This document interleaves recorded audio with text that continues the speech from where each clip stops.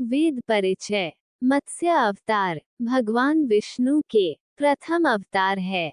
मछली के रूप में अवतार लेकर भगवान विष्णु ने एक ऋषि को सब प्रकार के जीव जंतु एकत्रित करने के लिए कहा और पृथ्वी जब जल में डूब रही थी तब मत्स्य अवतार में भगवान ने उस ऋषि की नाव की रक्षा की। इसके पश्चात ब्रह्मा ने पुनः जीवन का निर्माण किया।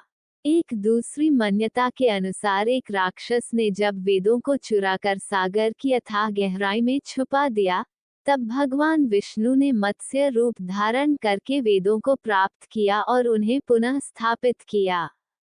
मत्स्य अवतार की कथा। एक बार ब्रह्मा जी की असावधानी के कारण एक बहुत बड़े दैत्य ने वेदों को चुरा लिया।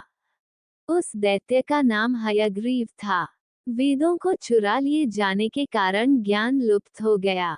चारों ओर अज्ञानता का अंधकार फैल गया और पाप तथा अधर्म का बोलबाला हो गया। तब भगवान विष्णु ने धर्म की रक्षा के लिए मत्स्य रूप धारण करके हयग्रीव का वध किया और वेदों की रक्षा की। भगवान ने मत्स्य का रूप किस प्रकार धारण किया, इसकी विस्मयकारिणी कथा इस प्रकार है। कल्पांत के पूर्व एक पुण्यात्मा राजा तप कर रहा था। राजा का नाम सत्यव्रत था। सत्यव्रत पुण्यात्मा तो था ही, बड़े उदार हृदय का भी था। प्रभात का समय था। सूर्योदय हो चुका था। सत्यव्रत कृतमाला नदी में स्नान कर रहा था। उसने स्नान करने के पश्चात जब तर्पण के लिए अंजलि में जल लिया तो अंजलि में जल के साथ एक छोटी सी मछली भी आ गई। सत्यव्रत ने मछली को नदी के जल में छोड़ दिया।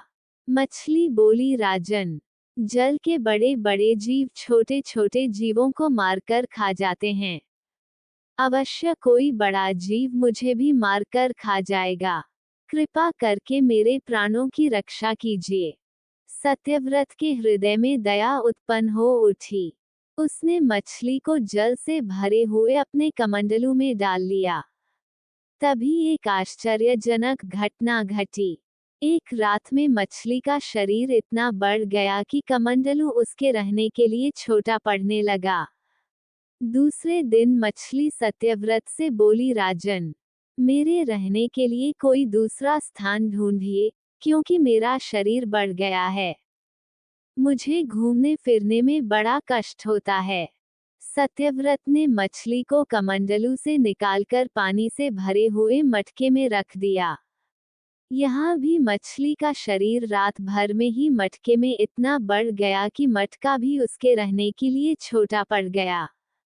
दूसरे दिन मछली पुनः सत्यव्रत से बोली, राजन, मेरे रहने के लिए कहीं और प्रबंध कीजिए, क्योंकि मटका भी मेरे रहने के लिए छोटा पड़ रहा है।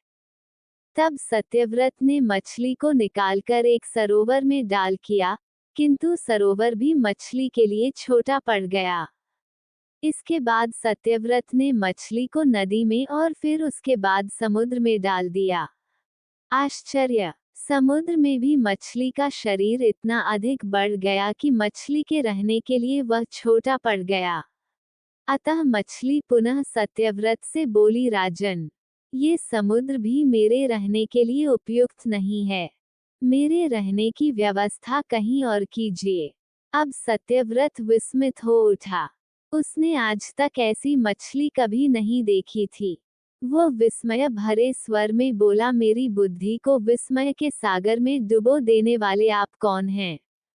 मत्स्य रूपधारी श्रीहरि ने उत्तर दिया, राजन, हयग्रीव नामक दैत्य ने वेदों को चुरा लिया है। जगत में चारों ओर अज्ञान और अधर्म का अंधकार फैला हुआ है। मैंने हयग्रीव को मारने के लिए ही मत्स्य का रूप धारण किया है। आज से 7वें दिन पृथ्वी प्रलय के चक्र में फिर जाएगी। समुद्र उमड़ उठेगा। भयानक वृष्टि होगी। सारी पृथ्वी पानी में डूब जाएगी। जल के अतिरिक्त कहीं कुछ भी दृष्टिगोचर नहीं होगा। आपके पास एक नाव पहुंचेगी। आप सभी अनाजों और औषधियों के बीजों को लेकर सप्त ऋषियों के साथ नाव पर बैठ जाइएगा। मैं उसी समय आपको पुनः दिखाई पड़ूंगा और आपको आत्मतत्व का ज्ञान प्रदान करूंगा। सत्यव्रत उसी दिन से हरि का स्मरण करते हुए प्रलय की प्रतीक्षा करने लगे। 7वें दिन प्रलय का दृश्य उपस्थित हो उठा। समुद्र भी उमड़कर अपनी सीमाओं से बाहर बहने लगा।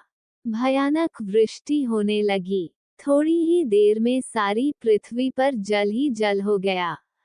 संपूर्ण पृथ्वी जल में समा गई। उसी समय एक नाव दिखाई पड़ी। सत्यव्रत सप्त ऋषियों के साथ उस नाव पर बैठ गए।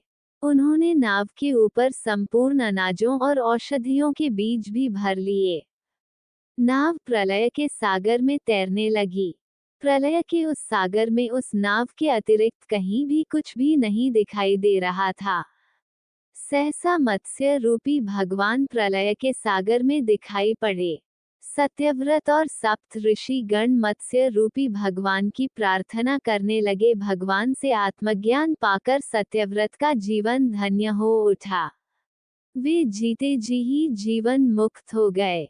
प्रलय का प्रकोप शांत होने पर मत्स्य रूपी भगवान ने हयग्रीव को मारकर उससे वेद छीन लिए। भगवान ने ब्रह्माजी को पुनः वेद दे दिए। इस प्रकार भगवान ने मत्स्य रूप धारण करके वेदों का उद्धार तो किया ही, साथ ही संसार के प्राणियों का भी अमित कल्याण किया।